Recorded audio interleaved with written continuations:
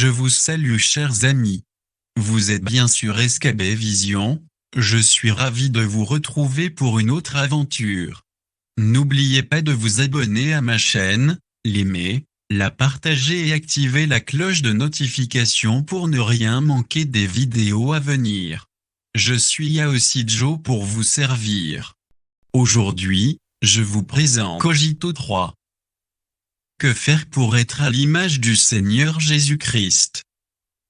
Illustration avec l'histoire du grand visage de Pierre. Il était une fois un jeune garçon qui vivait dans un village au pied d'une montagne.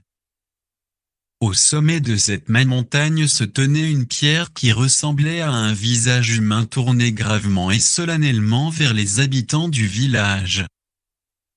D'après la légende, un homme devait venir un jour, un homme qui ressemblerait au visage de la pierre et qui accomplirait de grandes choses en faveur des habitants. Cette histoire fascina le jeune garçon qui sortait en douce du village et contemplait cette pierre des heures durant, en pensant à l'homme qui devait paraître un jour. Mais les années passèrent, et l'inconnu ne venait toujours pas. L'enfant était devenu un jeune homme et continuait imperturbablement à faire ce qu'il avait toujours fait, monter sur la montagne, s'asseoir devant la pierre au visage humain et contempler sa beauté. Le jeune homme devint adulte, mais il était incapable de se débarrasser de la légende qui le hantait. Puis, au fil des ans, l'adulte devint un vieillard. Un jour, alors qu'il traversait le village, quelques personnes le regardèrent et s'écrièrent « Il est venu celui dont le visage ressemble à la grande pierre ». Il était devenu semblable à l'objet qu'il avait si longtemps contemplé. Quelle leçon pouvons-nous tirer de cette belle histoire? Si nous voulons ressembler à Jésus, regardons-le. Nous le découvrirons dans la parole révélée.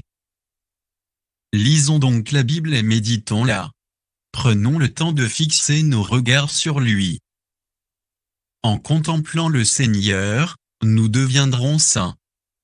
Nota bene, nous ne devons sous quelque prétexte que ce soit laisser ce privilège à la charge de personne d'autre.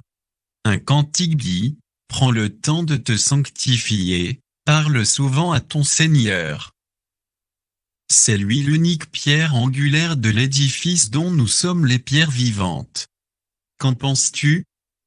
Petit rappel, une vie non examinée ne mérite pas d'être vécue, selon Socrate. J'espère que vous avez aimé cette vidéo et que vous vous retrouverez plus nombreux sur ma chaîne très prochainement, pour continuer de partager d'autres réflexions. À très bientôt.